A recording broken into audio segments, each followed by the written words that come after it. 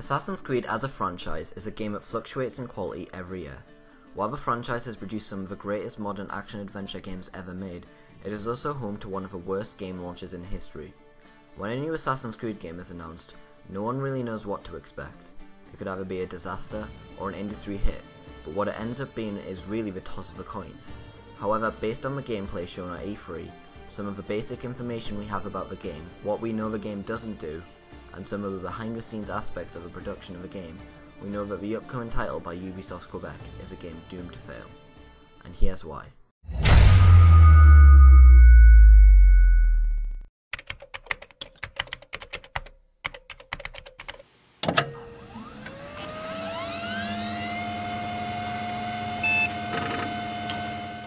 Let me ask you a question really quick. Describe what makes an Assassin's Creed game. Is it the iconic hood and robes? The legendary hidden blade? Maybe just the concept of the Order itself? Well, in Assassin's Creed Odyssey, there is none of that, because it is set 400 years before the formation of the Order.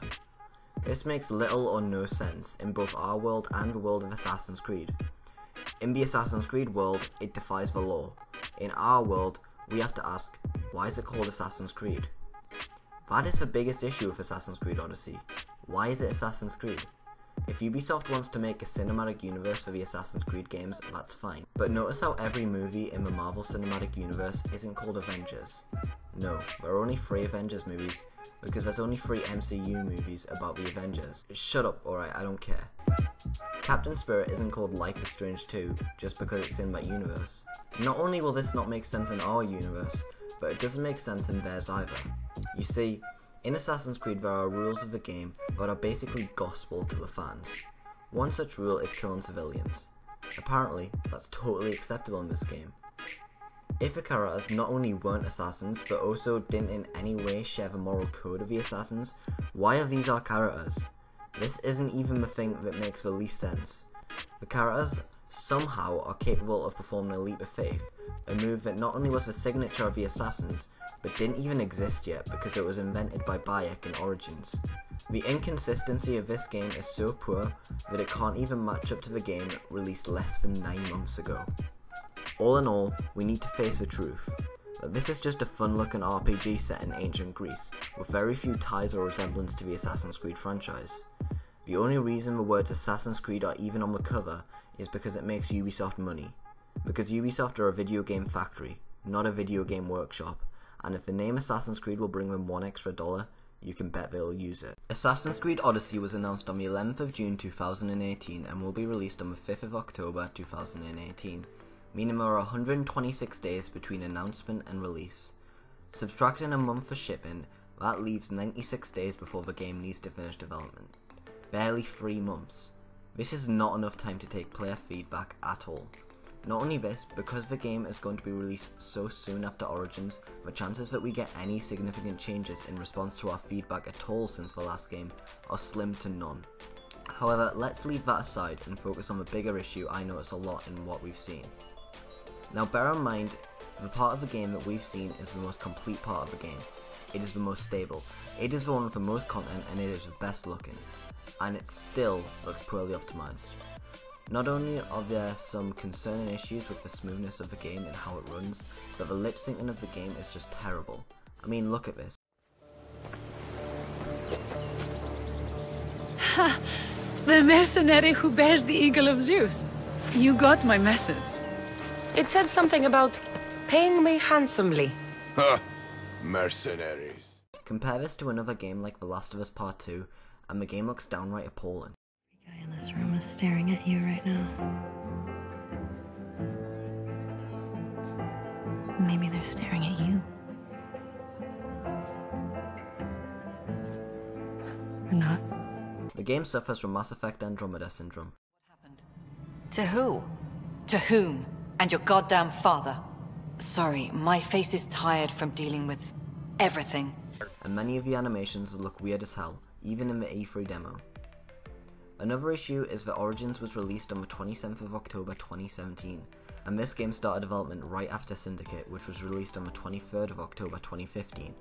This means that the bulk of the development process, when it comes to conceptualizing designs, ideas, gameplay mechanics and story, were done when Origins didn't even have a single review yet, and nobody had given their feedback on the game. For example, something the community has been begging for desperately is a Bayek sequel, and with an extra year of development, this game being a Bayek sequel is at least within the realm of possibility. It's safe to say that the last year has mostly been obviously failed attempts to make the game more stable, rather than add new features or improve on the gameplay, so very few or none of our criticisms of Origins are going to be any better here. The issues Odyssey faces in this area are issues that every Assassin's Creed game, with the exception of 1, 2 and Origins, since they had a 2-year rather than 1-year gap, has and will face. It's the reason that some games can be brilliant and some games can be lackluster, but this is the cancer of Assassin's Creed, the bit that needs to be cut away. Assassin's Creed would be a much better game if given time to breathe, but unfortunately that will never happen, as Assassin's Creed is the bread and butter of Ubisoft, and their biggest moneymaker. I don't think anyone can argue that the Ezio trilogy is the best received set of Assassin's Creed games ever. And the reasons for that? Well, the reason for it is its damn good story. Yes, AC2 had a really good story, but it wasn't above and beyond amazing, especially when you look at other AC games, which also have amazing stories. It wasn't remarkable. No, what really makes AC2 so amazing is how well it complements AC Brotherhood and AC Revelations, and as a result, Ubisoft created an amazing trilogy that contains some of their best games. However, for whatever reason, after Revelations, no Assassin's Creed game kept the same protagonist, and the game certainly suffered for it. But now, with an ancient sort of trilogy looking to be what we're getting, it would be the perfect time to receive a Bayek sequel. Instead, we got Alexios and Cassandra. Now, we've had a fair bit of marketing for Alexios and Cassandra so far, so we should be able to tell what kind of person they are. However, I've watched loads of gameplay and I just can't seem to grasp it. Connor is boring because he is only ever angry, and Jacob is stupid because he's only ever a joker, but at the least they actually had a character.